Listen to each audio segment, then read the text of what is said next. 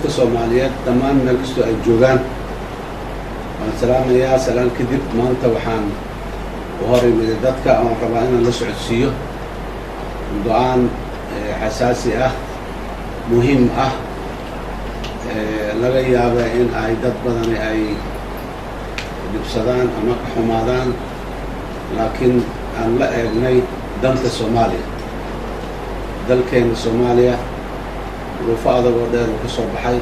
maanta wuxuu ku sugan yahay duruufo kale oo adag waxaanu u baahan yahay in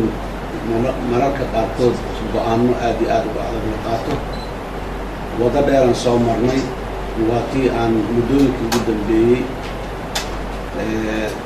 talada aan haynay sanadihii la soo dhaafay waa tii aan samaynay arrintii hiigsiga 2016 oo dadka Soomaaliyeed oo dhan samaysinkii hiigsigaas iyo qorsheyntiisii iyo qaabeyntiisii ay ka wada qayb galeen noqdayna qaabka kaliya ee siyaasadeed ee dawladda Soomaaliya ay gaartay iyo shacabka Soomaaliyeed oo wada jira si haddii uu dhammaado muddada xilliga dawladdani sida loogu gudubsiinayo dalka ayadoo mustaqbalkii iyo arrimihii oo dhan iyo danaha dalka aad iyo aad iyo duruufihiisa gaarkaaba la tixgeliyey waxaa caado ahayday marka xilliga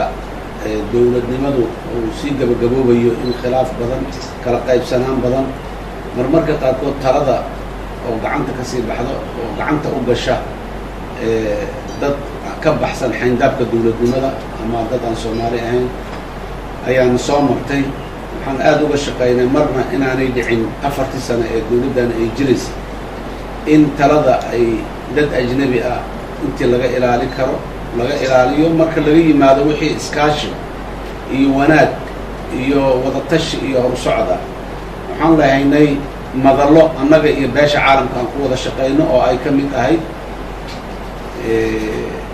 shirkii Brussels lagu qabtay 2013 ee New Deal-ka iyo qaababkiisii heerarkiisii kala duwanaa SDRF-kii iyo HLBF-kii madashii sare oo dhammaan madaxda Soomaalida iyo mas'uuliyiinta Soomaalida iyo beesha caalamku waa isugu imaan jireen loogana wada hadli jiray qaabka iskaashiga dawladda Soomaaliya iyo beesha caalamka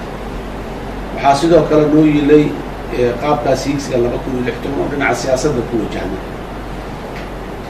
waxaan sameynay dawladda Soomaaliya ay ka shaqeysay ayadoo wada jirta sidii loo sameyn lahaa wada tashi dadka Soomaaliyeed lala tashado sida ugu habboon ee looga gudbi karo qaabkaas kadib markii la isku raacay in aanay duruufaha dalka ku xareeraysan iyo waqtiga jiraay inaanay suurtagal ahayn in hal qof iyo hal cod la gaaro bisha August ee 2013 taas oo ay isla ogolaadeen shacabka Soomaaliyeed xukuumadda iyo baarlamaanka intaba tii ayaa la galay wada tashigeedii qaabka ugu habboon waa tii maxaan ku raadayay madasha hogaamiyaasha qaranka iyo xukuumadda federaalka xukuumadaha dawlad goboleedyada iyo baarlamaanka federaalka intaba go'aano isdaba joogo isla socda oo wadar oggol lagu gaaray si loogu gudbi lahaa xilligaas muxuu ahay kala guurka waqtigii ugu dambeeyey waxaa soo baxday maalmihii ugu dambeeyey xukuumadda federaalka ra'iisul wasaaraha hogaaminayo waxay baarlamaanka federaalka u gudbiyeen go'aanadii ama is-afgaradkii ama wadar oggolkii ay gaareen dawladda federaalka hay-adaheeda kala duwan khaasatan xukuumadda iyo hogaamiye iyo madasha hoggaanka qaran oo dabcan baarlamaanku wuxuu ka mid ahaa barnaamijkaas heshiiskii nooca ahaa iyo dhaqangelintiisa sidii loo dhaqangelin lahaa ayaa ra'iisul wasaaraha jamhuuriyadda wuxuu u gudbiyey baarlamaanka federaalka ah isbuucyadii lasoo dhaafay baarlamaanku amuuraha waa ka dooday guddiyaha loo saaray annaga waa ka wada qayb galnay aniga madaxweynaha jamhuuriyadda ah ayaa la fadhiistay dhowr mar prime ministerka joogto ugu dhex jiray guddigaas iyo baarlamaanka intaba isbuucii lasoo dhaafay waxaa aad iyo aad noogu caddaatay inay aad iyo aad ugu culus tahay baarlamaanku inuu amuurahaasi go'aan degdega ka gaaro waanu ku kala ra'yi duwanaaday marka aniga oo ka fikiraya waqtiga xadidan ee aan haysano anoo ka fikiraya wanaagga baarlamaanku inuu ku jiro in wixii khilaaf keenaya ee sii kala wadaya baarlamaanka lafteeda looga turo anoo ilaalinaya danaha qaranka ee haddii go-aanadaasi ay hor u socon waayaan oo waqtigu uu ugu yimaado khatarta dalka kusoo wajahan ama ku imaan karta dalkeenna marka loo fiiriyo dhinaca wadajirka si wadajir ah in looga gudbo marxaladan adag muhiimadda ay leedahay iyo marka loo fiiriyo waxa ay naga sugayaan shacabka Soomaaliyeed kulligood u dhegtaagayay sida dawladda Soomaaliya ay xilligan oo kale uga gudbi lahayd duruufaha qaarkood adag sidoo kale beesha caalamka iyo adduunyada oo dhan wada eegayso oo leh bal hal arko Soomaalidu bisayl siyaasadeed haddii ay gaareen oo duruufaha adag ee soo wajahay ay ka gudbi karaan in kale waxa ay caddaatay in ay adag tahay baarlamaanka federaalka in uu go'aan wadar ogol ah dhexdiisa ah uu ka gaaro arrintaas sidaas daraaddeed maanta waxaan soo saaray xeer madaxweyne oo tilmaamayo sida looga gudbayo marxaladaas adag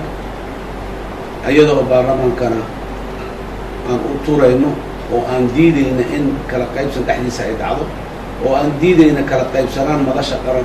ee madasha hogaamiyaasha qaran ay dhacdo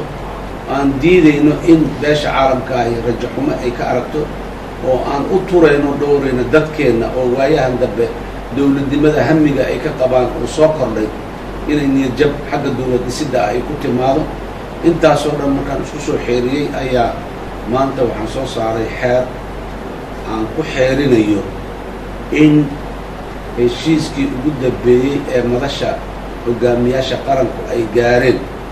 ee wadar ogolka ay ku gaareen wadar ogolkaasoo ahayday shuruud markii horeba baarlamaanku uu ku xidhay in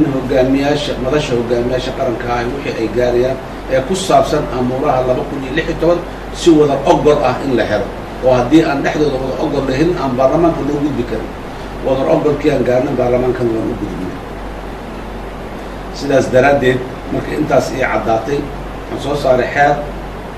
lagu meel marinayo heshiiskii madasha wadatashi qaran madasha hoggaanka qaran ay ku gaareen dhaqangelinta doorashooyinka dadban ee 2016 dhacayo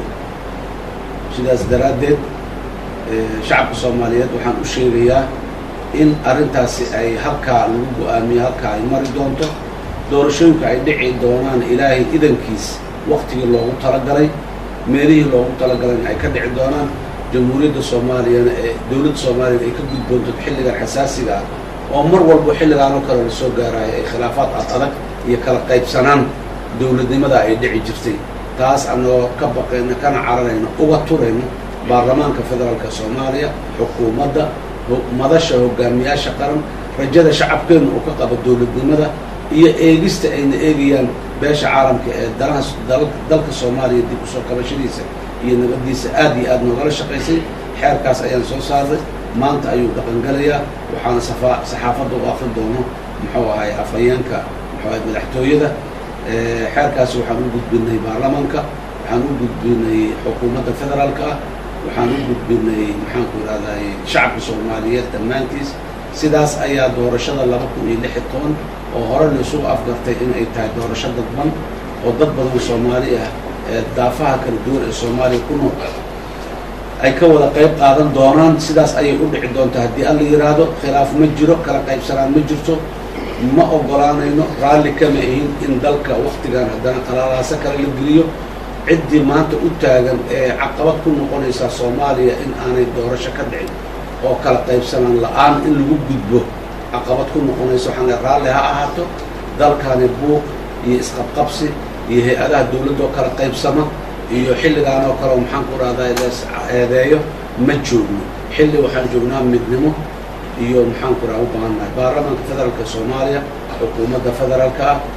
madasha hogaamiyaasha qaran ee madaxweynayaasha dawlad goboleedyada xukuumadooda iyo baarlamaankooda intaba waxaan ugu baaqayaa in la ilaaliyo midnimada xilligan xasaasiga ah ee taariikhda dawlad dhisidda dalkeena muhiimka u ah waxaan aad iyo aad ugu baaqayaa aan u soo jeedinayaa in aan ku meel marno wada jir aan uga gudubno haddii alla yidhaahdo wixii nagu adkaadana si kasta oo sharciyadda ay tilmaamayso nidaamka dowladnimada uu tilmaamayo inaan ku meel marno ayaan rabnaa markaa sidaas daraaddeed shacabka soomaaliyeed dib ma jiro waxaan u sheegayaa dib ma jiro buuq siyaasadeed ma jiro isqabqabsi ma jiro raalli kama ihin inay dhacaan ma ogolaan karno mana ogolaan doono ilaah idinkiis annagoo wada ah dhammaan mas-uuliyiinta dalka heer kasta aan joogno shacabka kalsoonidaas ha qabo walaalaha soomaaliyeed meel kastoo ay joogaan kalsoonidaas ha qabo beesha caalamka iyo shacabka soomaaliyeed labadaba waxaan u sheegaynaa dowladda federaalka ee soomaaliya in ay ka go-an tahay dalka in ay doorashooyin ka dhacaan si nabada uga dhacaan baarlamaan cusub hoggaan cusub maxaan ku rahday xukuumad cusub dhammaan waktigeeda ay yimaadaan oo sidaasi dowlad dhisidda soomaaliya ay ku hana qaado kuna ka dhaqan gasho aad iyo aad aa umahadsantihiin asalaamu calaykum waraxmat ullaahi wabarakaatu